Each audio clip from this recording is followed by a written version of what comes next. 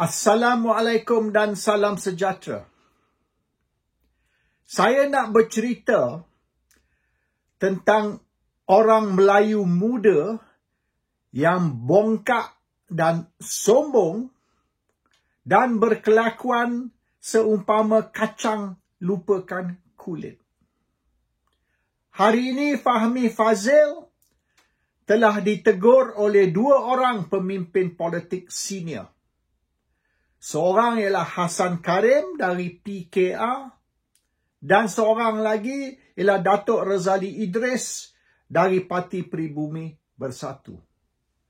Dua orang ni telah menegur Fahmi Fadzil yang berlagak bodoh sombong dan berkelakuan macam dialah yang pandai, orang lain semua bodoh tak tahu apa. Fahmi Fadzil ni lahir tahun 81. Tahun 81, Tun Dr. Mahathir Mohamad naik menjadi Perdana Menteri yang keempat. Orang macam kita ni sudah hidup lebih lama. Dan kita telah memperjuangkan masa depan orang Melayu berpuluh-puluh tahun sebelum Fahmi Fadzil lahir. Atuk saya memperjuangkan nasib orang Melayu semenjak Perang Dunia Kedua. Ayah saya memperjuangkan masa depan Melayu semenjak merdeka. Dan saya terlibat juga di dalam perjuangan untuk orang Melayu semenjak tahun 60-an. Fahmi Fadzil ni, dia turun ke jalan raya tahun 90-an. Ataupun semasa lahirnya pergerakan bersih tahun 2000-an. The year 2011, Bersih 2 ni ditubuhkan 2011. Bersih yang pertama, the original one, tahun 2007. Masa itulah orang yang macam Fahmi Fadzil dan orang yang sewaktu dengannya terlibat dengan pergerakan jalanan, street action untuk membawa perubahan kepada Malaysia. Kita orang tahun 60-an. 40 tahun sebelum tu, kita orang dah turun jalan raya. Kita orang ada di jalan raya pada 13 Mei tahun 69. Kita orang sudah ada di jalan raya. Saya duduk di Bangsa. Bangsa ialah kawasan yang hangat sekali. Kuala Lumpur curfew sudah lifted. Bangsa 3 hari curfew masih tak lift lagi. Curfew masih kekal oleh kerana hangat. Kampung Haji Abdullah Hukum, Brickfields, Pantai Dalam, ini semua kawasan hangat. Kampung Baru, kawasan Melayu, Kampung Datuk Keramat,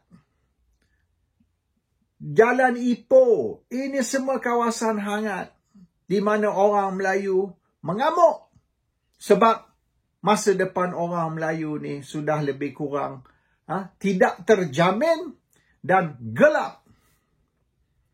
Akhirnya, oleh kerana orang Melayu bangkit tahun 60-an, zaman kita, masa tu saya pun ada di jalan raya, tapi saya tidaklah membunuh dan membuat apa-apa jenayah, tapi kita orang turun untuk tunjuk perasaan, untuk protes. Akhirnya, Tun Razak gulingkan Tengku Abdul Rahman dan kerajaan oleh kerana sejarah hitam yang dikenali sebagai 13 Mei. Kerajaan terpaksa keluarkan satu program yang dipanggil Dasar Ekonomi Baru, DEB. Dan apabila Mahathir jadi Perdana Menteri tahun 81 tu tahun Fahmi Fadzil lahir. Apabila Mahathir menjadi Perdana Menteri, tahun Fahmi Fadzil lahir, Mahathir sudah warning orang Melayu. Mahathir panggil orang Melayu untuk mesyuarat. Tak lama selepas Mahathir jadi Perdana Menteri, Mahathir kata dasar ekonomi baru sudah lebih dari separuh. Tinggal tak sampai 10 tahun lagi. Tahun 90, dasar ekonomi baru akan tamat. Jadi, orang Melayu kena cepat kejar matlamat dasar ekonomi baru. Kalau dasar ekonomi baru gagal, maknanya ini salah orang Melayu, bukan salah kerajaan. Jangan salahkan kerajaan. Mahathir nak adakan meritokrasi ala Singapura. Kita orang protes. Kita ingatkan Mahathir. Malaysia merdeka tahun 57. Tahun 58, rancangan Felda yang pertama dibuka untuk membantu orang Melayu. Orang Melayu yang dulu duduk dalam kampung sudah mula boleh maju melalui Felda. Okey. Tahun 66, MARA ditubuhkan. Asalnya RIDA, ditukar menjadi MARA. MARA ni agensi untuk membantu orang Melayu. Tahun 66, ITM ditubuhkan. ITM yang pertama di Malaysia, di PJ Old Town, dekat Ketapi, rel Ketapi sana. Banyak rancangan-rancangan program untuk membantu orang Melayu. Baik Felda, baik MARA. Kongres Ekonomi Bumiputera yang pertama diadakan tahun 60-an. Ayah saya terlibat. My father was involved. Oleh kerana itulah Bank Bumiputera ditubuhkan. Bank Bumiputera ditubuhkan khas untuk membantu orang Melayu yang nak menyaga. Dulu orang Melayu tak boleh menyaga sebab tak ada bank yang boleh bagi pinjaman kepada orang Melayu. Bila Bank Bumiputera ditubuhkan, kemudian Bank Rakyat ditubuhkan, Bank Pembangunan ditubuhkan, macam-macam bank ditubuhkan khas untuk bantu orang Melayu. Orang Melayu dulu berapa ramai pergi sekolah tinggi. Timbalan Perdana Menteri, yang juga bekas Ketua Menteri Melaka, Tun Ghaffar Baba, sekolah sampai darjah 6, standard 6. Dia tak pergi pun sekolah menengah. Jangan cerita universiti. Kemudian universiti dibuka, macam-macam lagi dibuka, khas untuk membantu orang Melayu. Apabila Mahathir jadi Perdana Menteri, dia ugut yang dasar ekonomi baru akan tamat tahun 90. Tapi orang Melayu belum bersedia. Malays have not caught up yet. Baik di dunia korporat ataupun di dunia akademik. Dua-dua. Malays have not caught up. So, kalau tahun 90 orang Melayu belum bersedia, tough luck. Maknanya, itu salah orang Melayu, bukan salah kerajaan. Kita orang menentang. Kita kata dasar ekonomi baru walaupun sepatutnya tamat tahun 90, tapi tahun 90 orang Melayu tak bersedia. Sebab apa? Sebab tahun 80-an berlaku recession, world recession, global recession. Jadi rancangan dasar ekonomi baru ni tergendala. Bukan kerana orang Melayu. Kerana ekonomi seluruh dunia. Macam mana kita nak salahkan orang Melayu apabila orang Melayu dan juga negara Malaysia menjadi mangsa global economic recession. Not our fault. Apabila Tengku Razali tubuhkan Parti Semangat 46 tahun 88. Dan Semangat 46 berpakat dengan PAS untuk menentang UMNO dalam pilihan raya tahun 90. Kita orang sokong. Kita sokong Semangat 46 dan PAS. Dan PAS berjaya tawan Kelantan. Tempat lain belum lagi tapi akan berlaku. Terengganu, Kedah, Perlis. Dan mungkin beberapa negeri lagi akan jatuh. Pahang satu daripada negeri yang kemungkinan besar akan jatuh. Oleh kerana penglibatan keluarga Sultan Pahang di dalam Semangat 46. Sama macam Terengganu, sama macam Kelantan. Semua keluarga Sultan terlibat di dalam Semangat 46. Jadi Pahang, Terengganu pun akan jatuh. Masa akan datang. Jadi kita orang support PAS dengan Semangat 46. Kita bagi warning kepada UMNO. Sekira UMNO tidak mempertahankan kepentingan orang Melayu, UMNO tak jaga masa depan orang Melayu, kita akan ganti UMNO dengan PAS Semangat 46. Gabungan dua parti Melayu. Tahun 91, selepas UMNO terkejut di dalam pilihan raya tahun 90, kerajaan setuju mengadakan Kongres Ekonomi Bumiputra. Bumiputra Economic Congress yang ketiga. Joint venture di antara swasta dan kerajaan. Private and public enterprise. Di situ kita keluarkan rancangan baru tentang masa depan orang Melayu. Masa depan Bumiputra. What is the government going to do for the future of the Malays? Kongres Ekonomi Bumiputra yang ketiga tahun 91. Di mana Anwar Ibrahim, semasa tu Menteri Kewangan, terlibat. Sanusi Junid, Menteri Pertanian, terlibat. Rafidah Aziz, Menteri Perdagangan, terlibat. Ramai kabinet-kabinet, Menteri Kabinet terlibat untuk merancang masa depan orang Melayu. Tekanan dari kami. Tekanan dari orang Melayu yang mengugut kerajaan, mengugut UMNO. If you don't come out with a plan for the future of the Malays, bye-bye UMNO. Selamat tinggal UMNO. We have got PAS, we have got Semangat 46, tunggu nak mengganti UMNO. UMNO sudah panik. UMNO setuju mengadakan Kongres Ekonomi Bumiputra yang ketiga dan dasar ekonomi baru tidak akan di-abandon, tidak akan digugurkan macam tu saja. Rancangan baru akan keluar untuk menentukan masa depan orang Melayu. Tahun 60-an kita turun ke jalan raya. Tahun 90-an kita bergaduh dengan kerajaan. Dengan Anwar tu kita gaduh. Anwar masa tu Menteri Kewangan. Kita gaduh dengan Anwar. Sebab Anwar ni tak prihatin tentang masalah orang Melayu. Rafidah, Sanusi Junid, semua kita orang serang. Kita orang nak suruh mereka berfikir tentang masa depan orang Melayu. Yang penting ini bukan saja dunia korporat, tapi dunia akademik dan yang lebih penting, pendidikan orang Melayu.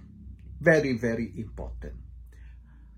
Hari ini, Fahmi Fadzil dan orang-orang yang sewaktu dengannya, mereka yang lahir selepas tahun 80-an, mereka yang lahir selepas tahun 90-an, mereka sudah besar kepala.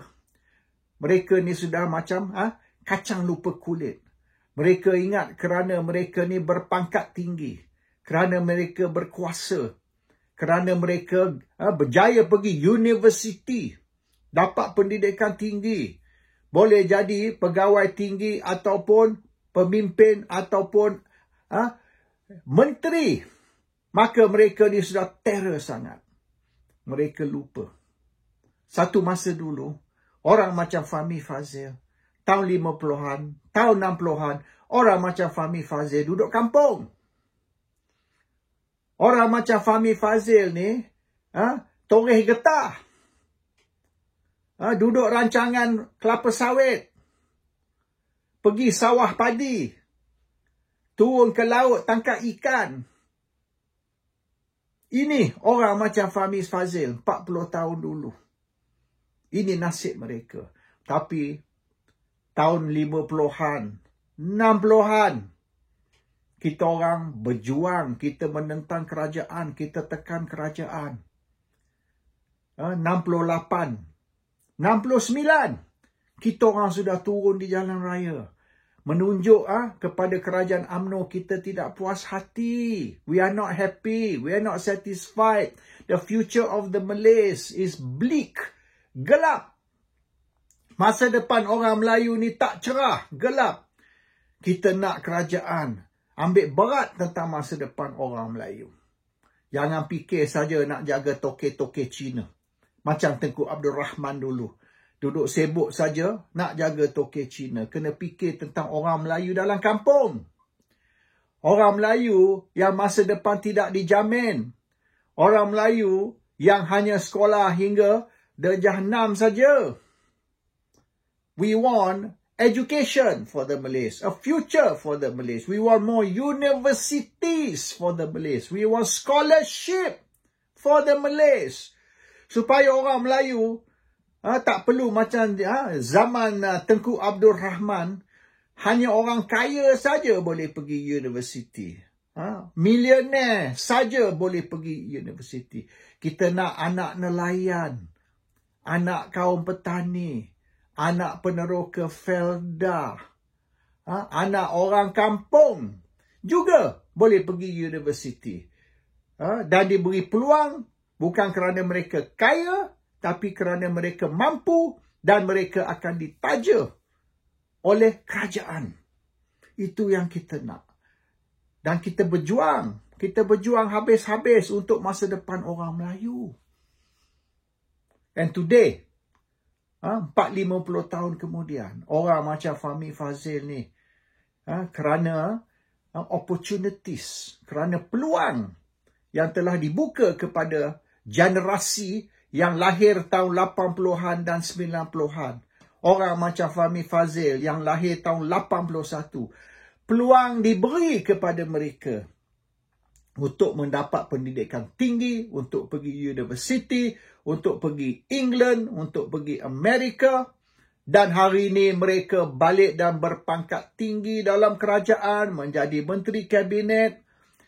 Dan hari ini mereka pandang rendah kepada orang yang tua dari mereka. Mereka rasa orang yang tua ni tak ada otak.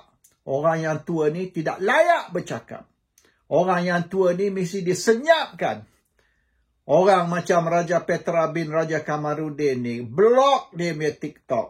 Blok dia punya Facebook. Blok dia punya website Malaysia Today. Jangan bagi dia bersuara.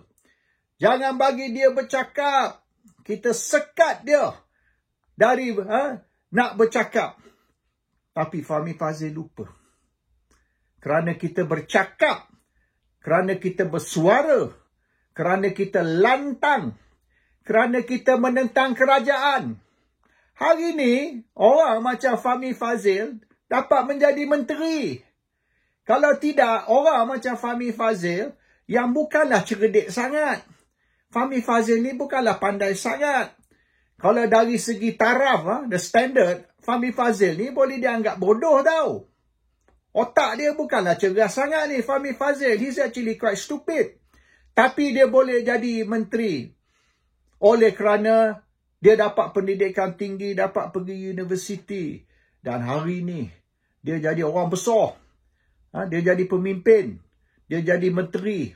Oleh kerana orang macam kita, tahun 60-an, tahun 70-an, tahun 80-an, kita bersuara, kita lantang, kita menentang kerajaan, dan kita desak dan tekan kerajaan untuk menentukan orang Melayu, masa depan orang Melayu akan cerah, supaya orang yang tidak begitu cerdik macam Fahmi Fadzil ni, boleh jadi menteri di dalam kerajaan. Fahmi Fadzil perlu ingat. If not because people like us, saya, ayah saya, atuk saya, kalau tak kerana orang macam kita, Fahmi Fadzil hari ini mungkin duduk di rancangan Felda ataupun mungkin tanam padi di kampung. Assalamualaikum. Salam sejahtera.